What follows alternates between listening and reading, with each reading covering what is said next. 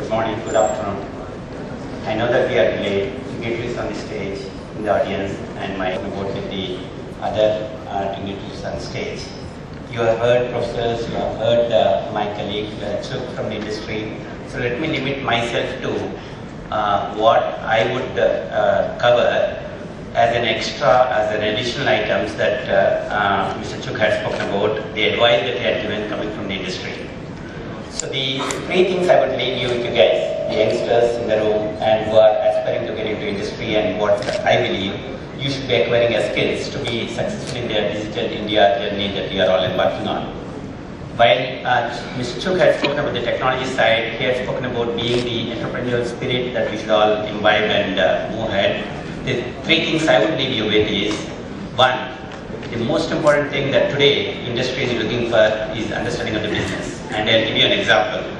So there is this industry, leading industrial customer that I am working with, who has a problem where they were actually dealing with farmers, and the farmers are actually were actually getting a whole bunch of duplicate payments because there was no unique way to identify the farmers, right? So they were dealing with some 8,000 farmers who were supplying them apples as per the records. But it turns out that there are a whole bunch of farmers who were duplicate, but they were not able to find out a way to establish the duplicate records.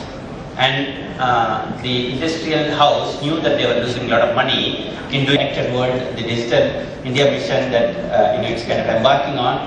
The second most important thing that most of us will end up having or not having is privacy.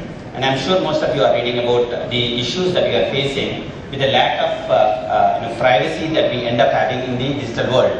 There are issues that, yesterday in the newspapers, some of you may have read about a lady in Italy who actually committed suicide because her privacy was violated, and she had no way to actually go back to staying private for whatever reasons. I'm not dwelling on the case.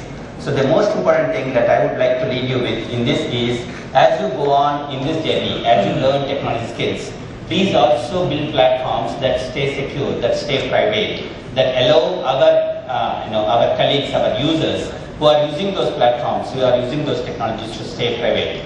The user experience that Professor Rao spoke about, add to the user experience the willingness, the readiness, the requirement to stay private for the whole generation, not just in India, and some of the solutions. A very important lesson I have learned from our previous generation, which we have kind of not necessarily followed very well in our generation, but I believe you as youngsters will follow, is the term called intergenerational equity, which is what are we inheriting as the equity from our preceding generation. As Mother Earth has given us enormous resources, what did we acquire from our predecessors? What are we utilizing it for? And how are we leaving the same amount of resources or better resources for the next generation?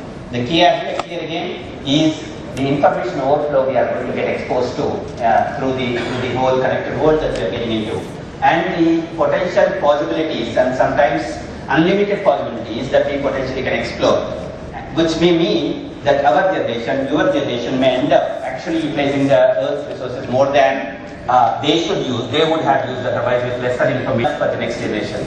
So make sure that we actually acquire business skills.